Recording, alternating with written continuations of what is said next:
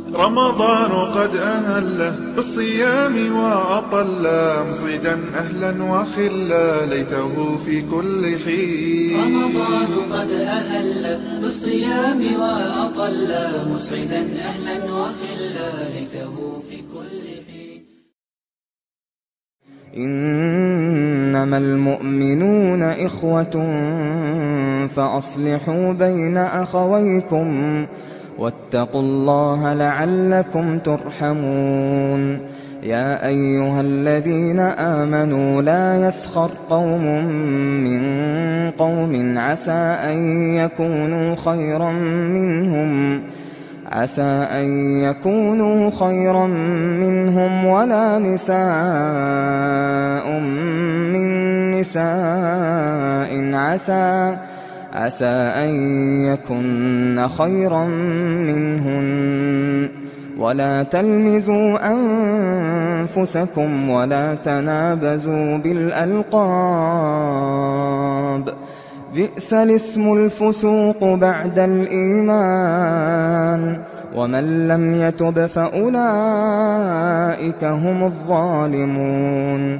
يا أيها الذين آمنوا اجتنبوا كثيرا من الظن إن بعض الظن إثم ولا تجسسوا ولا يغتب بعضكم بعضا أيحب أحدكم أن يأكل لحم أخيه ميتا فكرهتموه واتقوا الله إن الله تواب رحيم.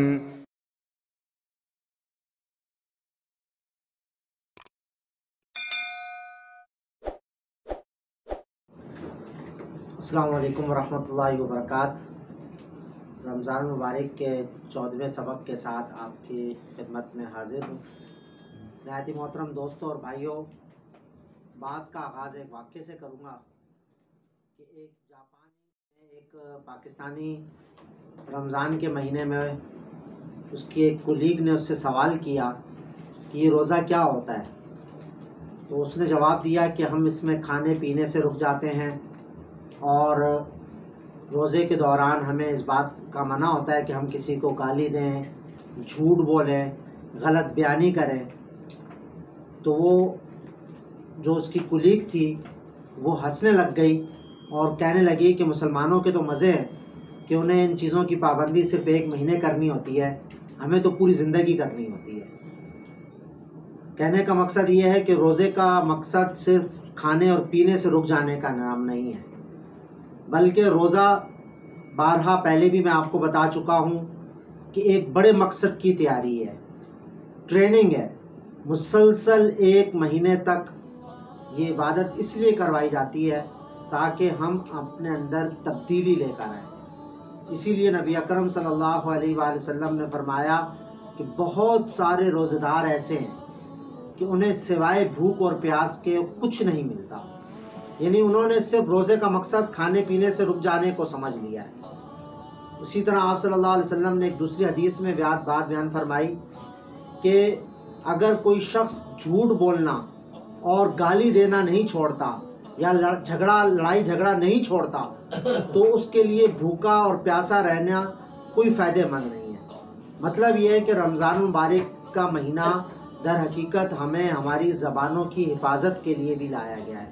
نبی اکرم صلی اللہ علیہ وآلہ وسلم نے ایک اور حدیث کے اندر یہ بات بیان فرمائی ہے کہ تم مجھے 2 چیزوں کی ضمانت دے دو، میں تمہیں جنت کی ضمانت دے دوں گا، ایک اپنی شرمگاہوں کی اور دوسرا اپنی زبان کی۔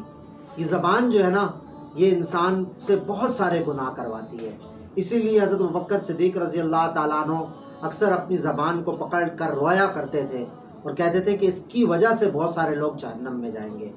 گناہ زبان کے کون کون سے ہیں؟ جھوٹ بولنا، غیبت کرنا، بدگوئی کرنا، گانے گانا، گالی دینا، لڑائی کرنا، جھگڑا کرنا، یہ ساری وہ چیزیں ہیں جو انسان زبان سے کر رہا ہوتا ہے۔ زبان بظاہر تو جسم کا ایک چھوٹا سا حصہ ہے، لیکن کہا جاتا ہے کہ یہ جسم کا سب سے نرم حصہ بھی یہی ہے اور جسم کا سب سے سخت حصہ بھی یہی ہے کہ انسان اپنی زبان کو خود نرم بھی کر سکتا ہے اور چاہے تو خود اس کو جو ہے وہ سخت بھی کر سکتا ہے۔ اسی لیے جو ہے کہا جاتا ہے، نبی اکرم صلی اللہ علیہ وسلم نے یہ بات بیان فرمائی ہے کہ ہمیں اپنی زبان کی حفاظت کرنی چاہیے، کہ بہت سارے لوگ جہنم کے اندر زبان کے گناہوں کی وجہ سے جائیں گے۔ تو رمضان المبارک کے اسباق میں ایک سبق یہ بھی ہے کہ ہمیں اپنی زبان کی حفاظت کرنی چاہیے، غیبت، بدگوئی اور اسی طریقے سے گالم گلوچ، لڑائی جھگڑا، ان تمام چیزوں سے اپنے آپ کو بچانا چاہیے۔ اللہ تبارک و تعالی ہمیں حفاظت زبان کرنے کی